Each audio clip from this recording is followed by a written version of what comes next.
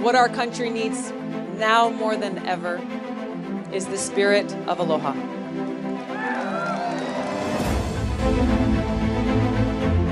This election, seriously, is just too important for our party to have the same kinds of divisions that we saw back in 2016. We just cannot do that again.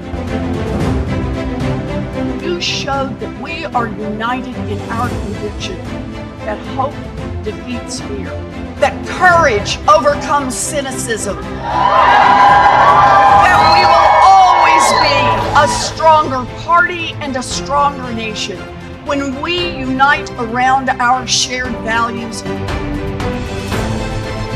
Let's get something straight. Wall Street did not build America. Investment bankers did not build America. Hard-working middle-class people built America. Unions built the middle class.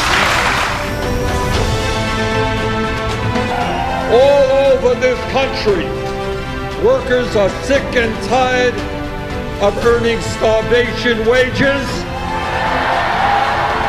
You can't make it on $9 an hour or $11 an hour or $12 an hour.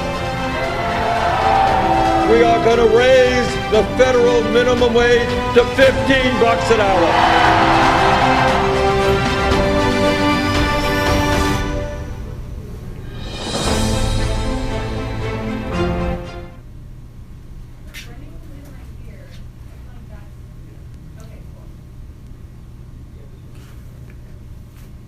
Hello and thank you for joining us on our final Met Media Super Tuesday update. I'm Brenden Mincheff, once again joined by Yoselin Meza-Miranda and Brenden Gilliss.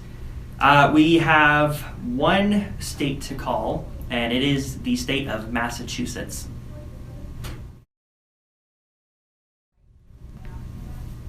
Former Vice President Joe Biden has won the state of Massachusetts with 60% of the vote reporting.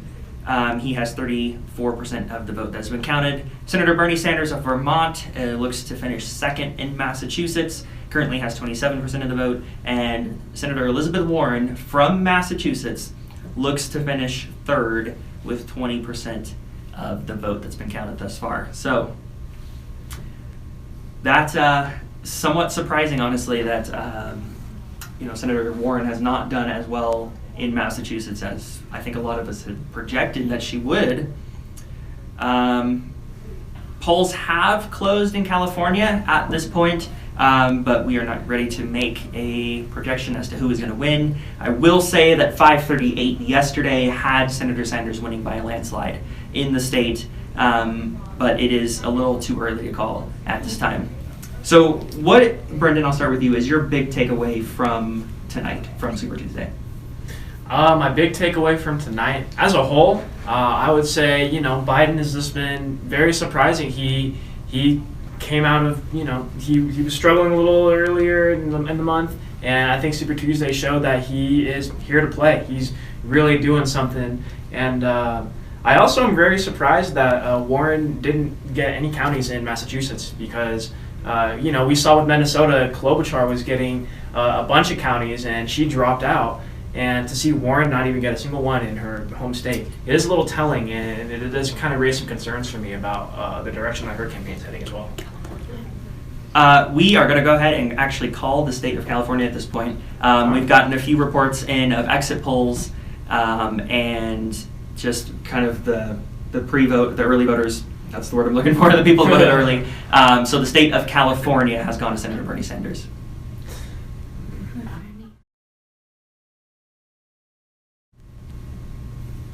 This is not really a big surprise. Polls just closed, and within 5 minutes, we've called the race.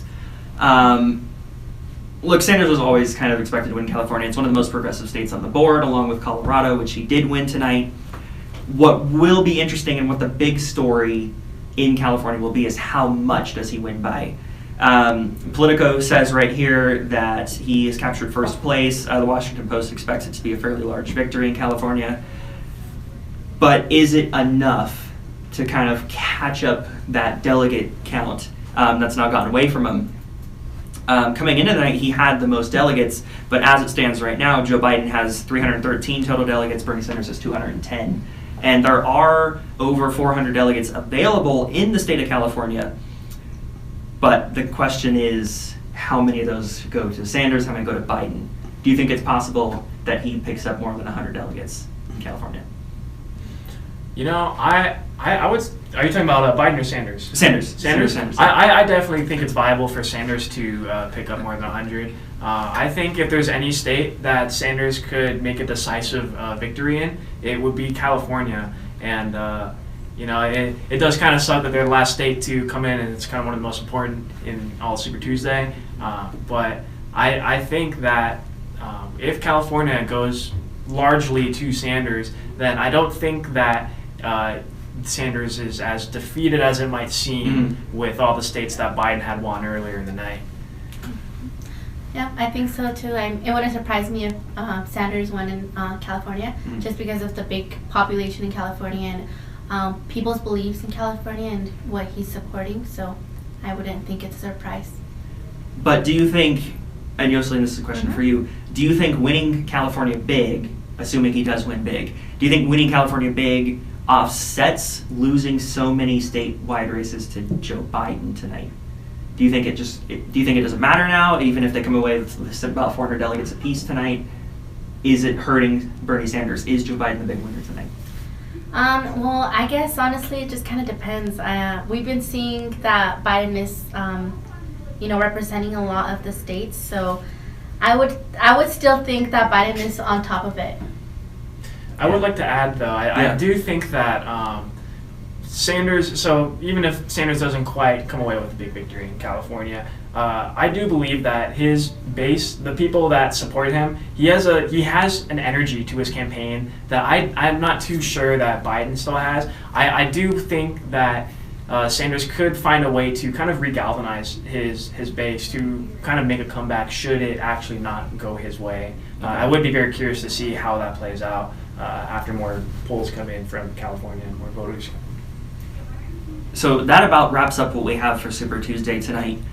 We're still waiting on Texas, the state of Texas. That's pretty close, separated by only about 4% right now. State of Maine is separated by a couple thousand votes. And if that, it keeps going back and forth. Going forward, we're not going to have a big night again like this, where we have 1/3 of the delegates awarded. But next Tuesday, Michigan, Washington State, Missouri, Mississippi, Idaho, North Dakota, and Democrats abroad will cast their votes for their Democratic candidate. What are you looking for going forward at this point, assuming Bernie Sanders and Joe Biden walk away from tonight with a very similar number of delegates? What are you looking for in the weeks to come? I'm definitely looking to see if Bloomberg and Warren end up dropping their campaigns before those next chunk of voter or from next state's vote. And then if they do drop out, I am curious to see if and who they decide to endorse going forward, because I think that would have an absolutely monumental change in the trajectory of any campaign if they were to get the support of either of those people. Do you feel the same way? Yeah, I honestly agree with you. I feel like if they see that for Biden and for Sanders, there's a big, a bigger amount of votes increasing. I would think the same, but they would drop their campaigns because they wouldn't see much luck coming towards them. Yeah. So, do you think Bloomberg would endorse either of these candidates running?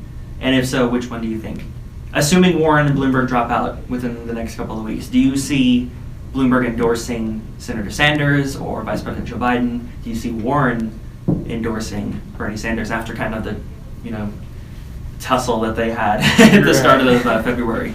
I don't know that I could see either of them endorsing Sanders. I just think that Warren and Bloomberg especially, is a very moderate candidate. He runs on a lot of moderate policies.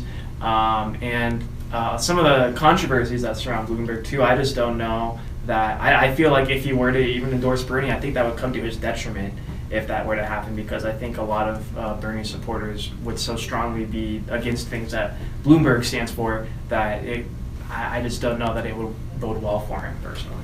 Okay. Well, I just feel like, I don't know, I kind of agree with what you're saying right now. I can't really express what is coming for the future. I guess we just kind of have to wait and see what happens next. Fair enough. Any final thoughts, guys, on Super Tuesday or going forward? It's been fun. It has. It's been fun. It's been a fun night. I think we've seen some surprises with Joe Biden winning as big as he has in a lot of these states. California's not a surprise. Colorado's not a surprise. Bloomberg maybe not actually performing hardly at all. Maybe could be considered a little bit of a surprise. But it will definitely be a very interesting next couple of weeks here in American electoral politics. Thank you so much for joining us tonight. Before we go, we'll take one last look at the state of Texas, which currently has 47% of the vote in, and Bernie Sanders is up by only 2% now. So the race is tightening even more. We'll bring you updates throughout the week on our social media and website, and of course in the Metropolitan, which will come out tomorrow, and Noticiero. Actually, we don't have a Noticiero this week, but we do have a Met Report on Friday. So be sure to tune into the Met Report right here on Facebook Live on Friday to get all of the latest information from Super Tuesday, a little bit more of analysis, and of course, news from around the Auraria campus and the world. Thank you guys for joining me tonight. It's been a lot of fun. On behalf of all of us here, including Nancy and Berkey and Brady Piper, we thank you for watching. Thank you for trusting us with some of your political information. We know you can get it a lot of places, but it means a lot that you choose to come here and watch us, even if you just catch one or two of our updates. Thank you very much. Have a great night, and thank you for joining. There you go. Did it. It's done. Super Tuesday.